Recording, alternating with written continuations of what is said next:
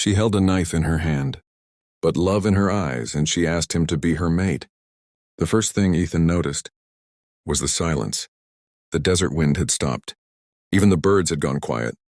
And standing in front of him, breathing hard, eyes glistening like trapped stars, was a young Apache woman holding a hunting knife aimed straight at his chest, but her hands were trembling. And Ethan knew instantly she wasn't afraid of him. She was afraid for someone else. And that tiny detail, the shake in her hands, would change both their lives forever. But at that moment, with the setting sun painting the canyon walls in fire red, Ethan could only whisper, "Easy, I'm not here to harm you."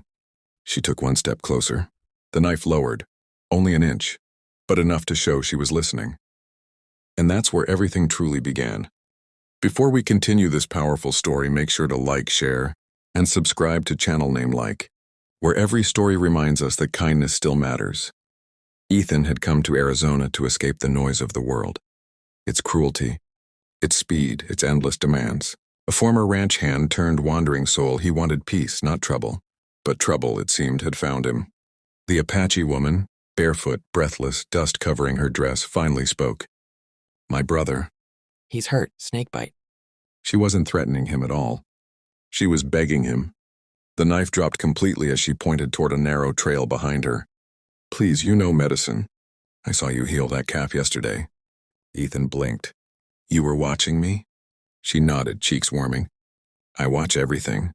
And without another word, he followed her. They ran through the canyon until they reached a small clearing. There, lying beside a lone cedar tree, was a boy no older than 12, pale, shaking, breathing in painful rasps. Ethan knelt immediately. His hands moved faster than his thoughts. Cut the wound, draw what he could, apply herb paste from his pouch, tighten bandages made from his shirt. The girl watched him with wide, hopeful eyes. "Will he live?" Ethan glanced at her and saw the fear behind her strength. "He will," he said softly, "but he needs rest." And for the first time, her shoulders dropped in relief. "My name is Ayana," she murmured. "Thank you, stranger." "Ethan," he replied. "Just Ethan."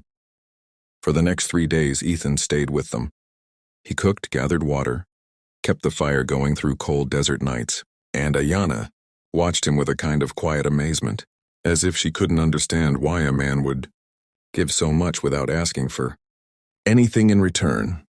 He didn't realize it, but every small act of kindness carved a place for him in her heart. And the twist came on the 4th morning. Ethan woke up to find the boy already sitting up, smiling weakly. Ayana was beside him, beaming. But when Ethan stood to leave, to return to his lonely camp, Ayana suddenly stepped in front of him.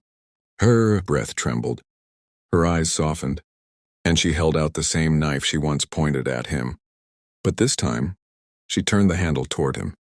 A gesture of trust, a gesture of choice, a gesture of the Apache tradition for choosing a mate. "My people say a woman offers her knife only to a man she chooses," she whispered. "Not for protection, but for partnership." Ethan froze. "Ayana, why me?" Her voice broke just enough to feel real. "Because when you had every reason to walk away, you stayed. My brother lives because of you. My heart wakes because of you." He didn't know what to say. No one had ever spoken to him like that. No one had ever seen him like that. And then she said the words that would stay with him forever.